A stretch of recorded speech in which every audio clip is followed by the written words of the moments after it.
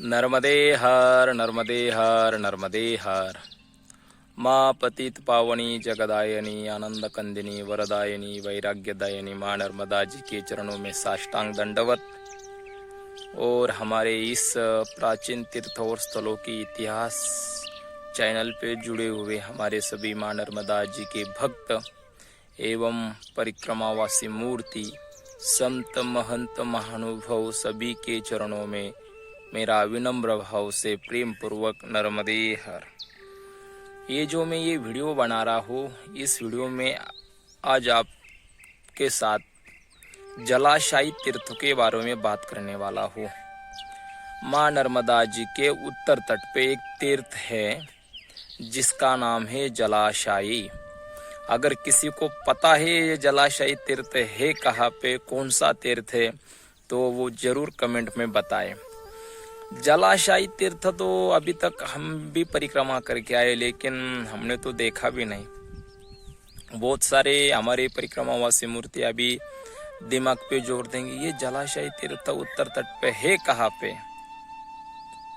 उसका नाम जलाशायी है। उसका इतिहास भी आता है, माँ नर्मदा जी के पुराण में उसका उल्लेख आता है। उसकी कहानी भी मैं आपको बताऊंगा, लेकिन सबसे पहले ये बात को ध्यान गौर करना है आपको। ये जलाशायी तीर्थ है कहाँ पे? माँ नर्मदा जी के उत्तर तट पे है। उत्तर तट पे कहाँ पर है ये तो मुझे भी पता नहीं है। आप बताओगे तो मुझे पता पड़ेगा, नहीं तो मुझे भी कुछ पता नहीं है।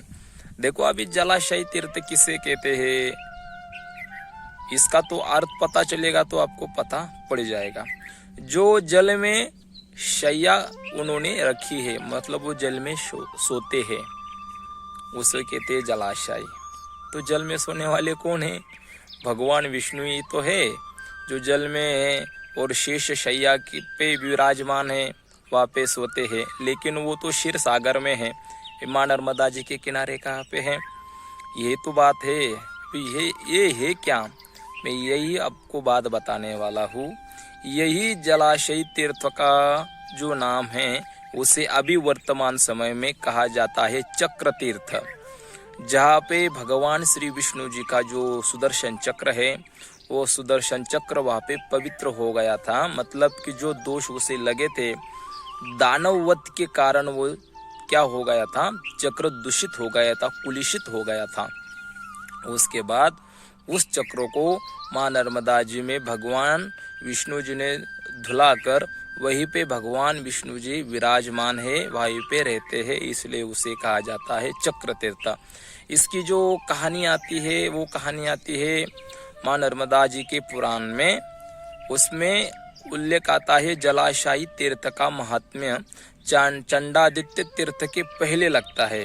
कम से कम मुझे लगता है वो 100 अध्याय क्रमांक 100, मतलब 100 तो 100 है, 100 में क्या है, तो उसमें ये उल्लेख आता है जलाशायी तीर्थ का महात्म्य है। इसकी जो कथा आती है, इसकी कथा आती है, एक दानव था तालमेघ नाम का एक जो दानव था, उसने पूरे देवताओं को परेशान कर दिया था। ये नर्मदा पुराण में उल्लेख आया है। जब मार्कंडेय ऋषि से प्रश्न किया था युधिष्ठिर राजा ने, ये जलाशायी तीर्थ का क्या महात्म्य है, इसे जलाशयी क्यों कहते हैं, चक्र तीर्थ क्यों क्या कहा जाता है, तब उन्होंने कहा कि तालमेघ नाम का एक जो दानव था, उसने वरदान पाके सभी देवताओं को परेशान करना प्रारंभ किया था। उसने भगवान इंद्रदेव जी का जो हाथी था वो हाथी भी लेके गया। उसकी कुबुद्धि थी, कुदृष्टि थी, इंद्रायणी पे थी वो। उसके बाद उसने सभी देवताओं को परेशान किया। भगवान सूर्यदेव के भी घोड़े लेके चला गया, मतलब सभी देवता श्रीहीन हो गए। तब वो देवता सभी भगवान ब्रह्मदेव के पास चले गए, और भगवान ब्रह्मदेव के पास चले जाने पे भगवान ब्रह्मदेव ने जब देवताओं की अवस्था देखी, जो उनका जो तेज था वो सब तेज क्या हो गया था? नष्ट हो चुका था। उनके मुंह पे तेजहीन हो गए थे वो। तो ब्रह्मदेव ने उनसे पूछा, ही देवताओं आप ये तेजहीन कैसे हो गए? तो उन्होंने कहा ये जो दानव है उस दानव ने बहुत परेशान किया है। इंद्र, चंद्र, रुद्र, महेंद्र सभी देवताओं ने वहां पे परेशान होने के बाद भगवान ब्रह्मदेव से ये बात कही।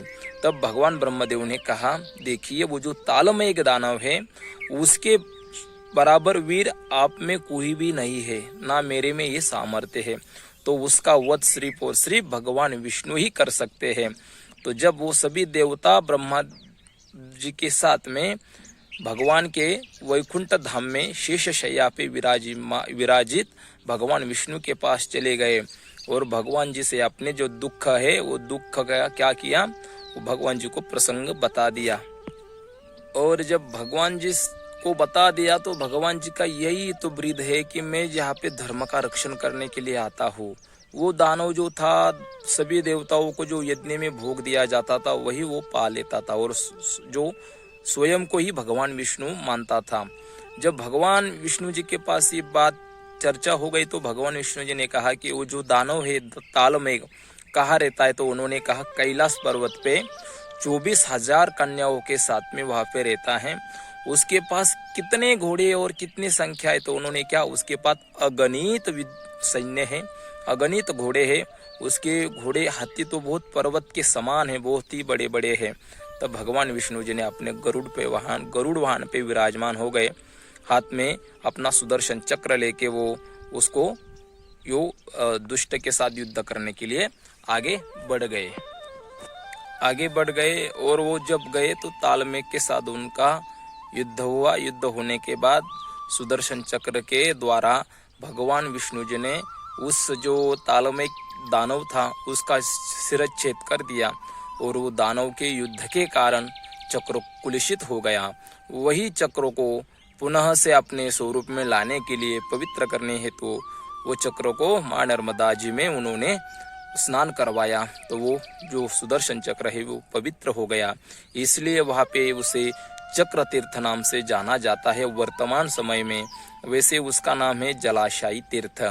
ऐसी ही जो ये जानकारी है मां नर्मदा जी के पुराण में आते हैं। ऐसे ही हमारा जो स्थान है, ये स्थान आता है मां नर्मदा जी के परिक्रमा में उत्तर तट पे।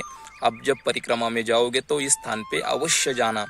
और ऐसी ही जानकारी आपको अगर अच्छी लगती है तो हमारे चैनल को सब्सक्राइब करें, लाइक करें, शेयर करें, बेल आइकन को प्रेस करके रखें, नोटिफिकेशन ऑन करके रखें, ताकि आने वाली वीडियो की जानकारी आपको मिलती रहे। अभी के लिए बस इतना ही। आगे के लिए नर्मदे हर, नर्मदे हर, नर्मदे हर।